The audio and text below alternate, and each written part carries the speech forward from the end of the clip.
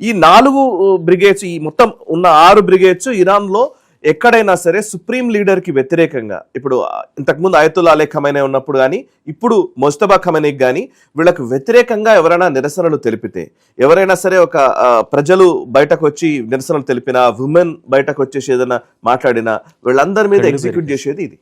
కళ్ళు పెరికేస్తున్నారు, లిప్స్టిక్స్ పెట్టుకుంటే పెదాలు కట్ చేస్తున్నారు.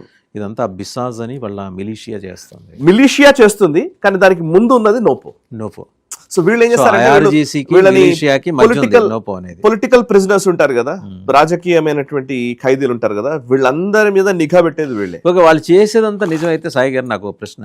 ఇప్పుడు ఈ మధ్య మనం కొన్ని విజువల్స్ చూసాం. ఇతను ఖమైనీ ఫోటోని సిగరెట్తో వెలిగించే అమ్మాయిలు యూరోపియన్ మోడల్ డ్రెస్లు వేసుకొని వాళ్ళు గట్టిగా స్లోగన్స్. మరి ఇది ఎక్కడ జరుగుతుంది? అంటే దీంట్లో 2 ఉన్నాయి. ఇప్పుడు కొన్ని యూరోపియన్ దేశాల్లో నుంచి కూడా ఇట్లాంటి వీడియోస్ బయటకు వస్తున్నాయి, అమెరికా నుంచి బయటకు వస్తున్నాయి. రజా పహ్లావి ఇది ఇరాన్ లో జరిగినట్టుగా చెప్తున్నారు.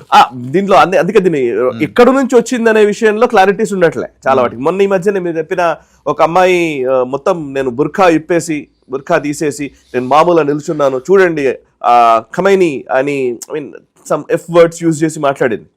ఆ విజువల్ ఫస్ట్ అంతా ఇరాన్ నుంచి అని చెప్పేసి ఫస్ట్ ప్రచారం చేశారు. తర్వాత దాన్ని ఫ్యాక్ట్ చెక్ చేస్తే తెలిసిందంటే యూరోప్ నుంచి వచ్చిందని, నేను ఇరాన్ అని చెప్పిందని. సో ఇట్లాంటి చాలా ఉన్నాయిలేండి. అంటే అండ్ ఇరాన్లో లేదా అంటే ఇరాన్లో చాలా వ్యతిరేకత ఉంది, డౌట్ ఏం లేదు. ఇప్పుడు ఫర్ ఎగ్జాంపుల్ రాజ్దీప్ సర్దేశాయ్ నిన్న ఇండియా టుడేలో ఒక ఇంటర్వ్యూ చేశాడు. ఒక యాక్ట్రెస్, ఇరాన్కి సంబంధించిన ఒక యాక్ట్రెస్, ఆమెతో మాట్లాడుతుంటే రాజ్దీప్ సర్దేశాయ్కి కూడా బ్లాక్ అయిపోయింది మైండ్. ఆయన వెంటనే ఆయన ఏంటంటే ఇరాన్ మీద దాడి చేస్తున్నది అమెరికా ఇంత దాడి చేస్తుంది, ఇజ్రాయెల్ ఇట్లా దాడి చేస్తుంది, సో ఈ దాడుల్ని మీరు ఖండిస్తున్నారా లేదా అని ఆయన ఇరాన్ లైన్ తీసుకొని మాట్లాడాడు, క్వశ్చన్ అడిగాడు. కానీ ఆ అమ్మాయి చెప్పింది ఆన్సర్ ఏంటంటే, అసలు మీకెందుకు అంత నొప్పి వస్తుంది, ఇరాన్ రెజీమ్ చాలా దారుణాలు చేస్తోంది, ఇక్కడ మాలాంటి వాళ్ళ గొంతు నొక్కుతోంది, 40 ఏళ్ల తర్వాత అలాంటి వాడు చచ్చిపోయాడు, మంచిదైంది అని చెప్పేసి ఆమె చెప్పింది.